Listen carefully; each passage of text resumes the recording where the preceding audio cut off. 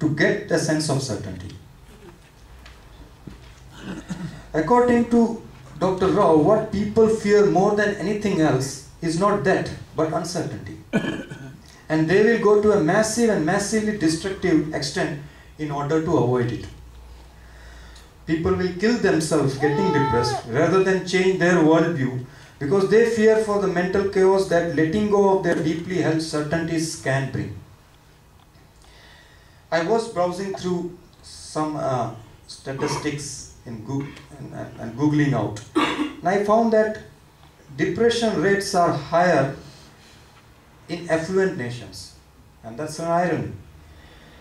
Top 4 of 5 countries suffering from depression are developed countries. A report published as near as February 2011, it states 1 in 4 person has depression in UK. That is nearly 15 million people in UK. And these statistics could only be the tip of iceberg, as these are based on people who are receiving treatments. Countless more people are there who are not yet diagnosed or not has gone for treatment. But my intent is not to depress you with depressing statistic about depression, but to point out the root cause behind it. As the philosopher Alan Watts pointed out, that trying to get security is rather like jumping off a high cliff while clutching the rock in your arms for safety. People hold on, cling on to their wealth or whatever safeguards measure they have and make it the most priority in the hope of maintaining a certainty for tomorrow. People use their wealth in securing tomorrow, and we saw in that clipping one of the examples. They use their wealth to build this, that, so that they can have certain tomorrow. Toby and his wife Anna went to a state fair every year. And every year Toby would say, "Anna, I would like to ride in that helicopter." Anna always replied, "I know, Toby, but that helicopter ride is $50. And $50 is $50. One year later, Toby and Anna went to the fair again, and Toby said, "Anna, I'm 85 years old. If I don't ride that helicopter, I might never get another chance." To this, Anna replied, "Toby, that helicopter ride is $50, and $50 is $50. The pilot overheard the couple and said, "Folks, I'll make you a deal. I'll take you both for a ride. If you can stay quiet for the entire ride and don't say a word, I won't charge you a penny. But if you say one word, it's $50.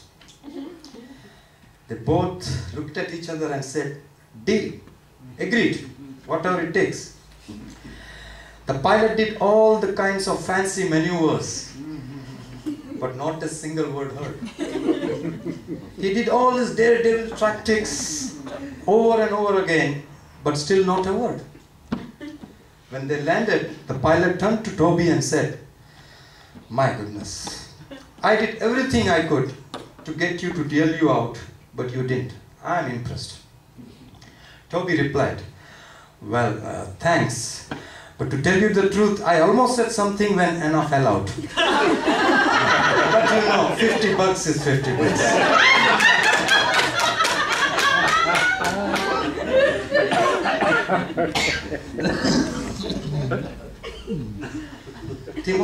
First Timothy says, "Command those who are rich in this present world not to be arrogant, not to put their hope in wealth, which is so uncertain, but to put their hope in God, who richly provides us with everything for our enjoyment." Matthew 6:25 says, "Therefore I tell you, do not worry about your life, what you will drink, eat, or what your body, what you will wear. Is not life more than food, or body more than clothes? And still, all this wrong priorities by man in search of certain tomorrow." So one side effect, I told people go desperate to find out how they can make their life certain. Let me move to the second point. Second point, let's say people have built out lot of wealth, strength, then they go about is boasting. Boasting the sense of security. It could be internal. Some don't boast publicly. They say within themselves, okay, fine, I am well secured, I have ensured. This reminds me a story of when we heard when in childhood.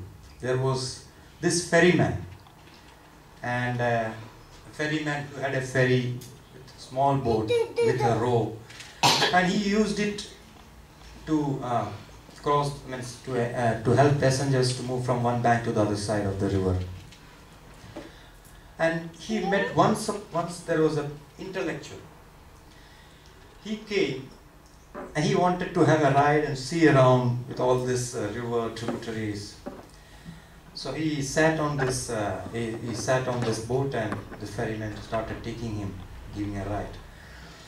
Meanwhile, he was thinking, let me strike a conversation with this fellow, this ferryman. He was getting bored, but he was swinging around. And then he was thinking, okay, what should I discuss at my level? And then he was thinking, do you know this forthcoming technology of 4th generation GPS navigation of the sea and rivers? The ferryman looks at him and says, sorry, no sir, sorry. What a waste of life. 25% of your life is waste. Then he thought, let me put some other subject if he can strike a conversation. So he told, by the way, do you know about the science of waves and energy it can form as an alternative source of greener world? That ferryman again looked at him. I'm sorry, sir, I don't know.